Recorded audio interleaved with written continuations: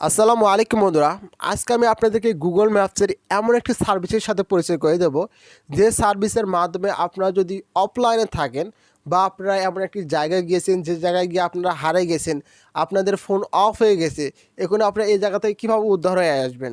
বা ধরেন আপনাদের কোনো বন্ধু বান্ধব আত্মীয় স্বজন হারিয়ে গেছে, সে এমন একটা জায়গায় গিয়েছে আমরা জানি না, বাট তাকে আমরা কীভাবে খুঁজে বের করব। একটা উপায় রয়েছে তাকে খুঁজে বের করার। তো আপনারা হয়তো অনেকেই বলতে পারেন যে ভাই, আমরা যদি লোকেশন শেয়ার করি তাহলে এই লোকেশনটা পুলিশ ট্র্যাক করে আমরা তাকে খুঁজে পেতে পারবো। না, এটা সম্ভব নয়। হ্যাঁ, আমরা তার লোকেশন ট্র্যাক করতে পারবো। কখন আমরা তার লোকেশন ট্র্যাক করতে পারবো?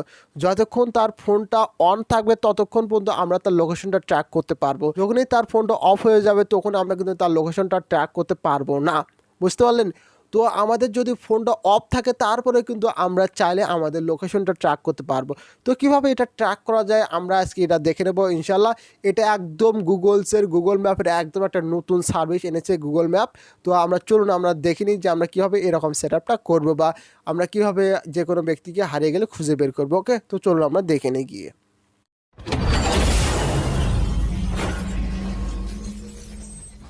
সার্চে টাইপ করতে হবে https:/maps.google.com/pluscodes। একটি পেজে খুলবে। পেজের শেষে লেখা ফাইন্ড ইওর কোড, সেখানে ক্লিক করলে নির্দিষ্ট অক্ষাংশ এবং দ্রাঘিমাংশ দেখাবে।